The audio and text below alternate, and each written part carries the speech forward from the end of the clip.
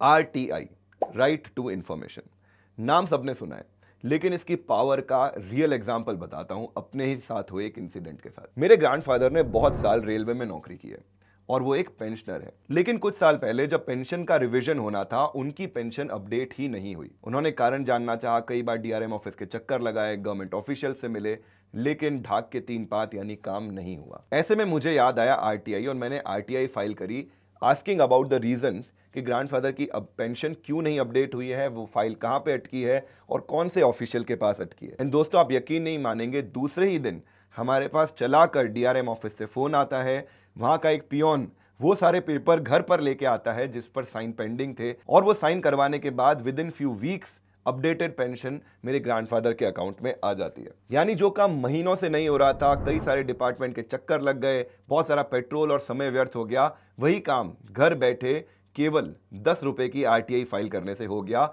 ये है real power of RTI. लेकिन ज्यादातर लोग आरटीआई का उपयोग सही तरीके से ना कर अपना फ्रस्ट्रेशन जाहिर करने में करते हैं। फॉर एग्जाम्पल, इस पर्टिकुलर केस में कई लोग एप्लीकेशन में ये लिखते कि मैं परेशान हो गया हूं, इतने दिनों से मेरी अब पेंशन अपडेट नहीं हुई है, ये कोई बात होती है, इस तरह से कोई काम होता है। अगर आप अपना कोई अटका हुआ काम करवाने के लिए आरटीआई फाइल कर रहे हैं, तो आपकी आरटीआई का पर्पस फ्रस्ट्रेशन जाहिर करना नहीं, बल्कि वो राइट सवाल पूछना होना चाहिए जिनका आंसर देना गवर्नमेंट के लिए अनकंफर्टेबल हो, और उनके लिए आंसर देने से बेहतर हो काम को कंप्लीट कर देना। तो दोस्तों, welcome to this RTI course by LLA. इस कोर्स में हम आरटीआई की सारी बेसिक्स तो कवर करेंगे ही, जैसे कि ऑनलाइन कैसे फाइल करनी है, ऑफलाइन आरटीआई कैसे फाइल करनी है, क्या क्या प्रोसीजर होते हैं, अपील कैसे करनी है। इवन हमने डेडिकेटेड लेक्चर्स बनाए हैं on RTI cases related to PF and ESI. लेकिन मोस्ट इंपॉर्टेंटली, इस कोर्स में हम आपको ड्राफ्ट करना सिखाएंगे आरटीआई, ताकि या तो आपके जो अटके हुए काम है वो पूरे हो सके, या जो एग्जैक्ट इंफॉर्मेशन आप गवर्नमेंट से सीख कर रहे हैं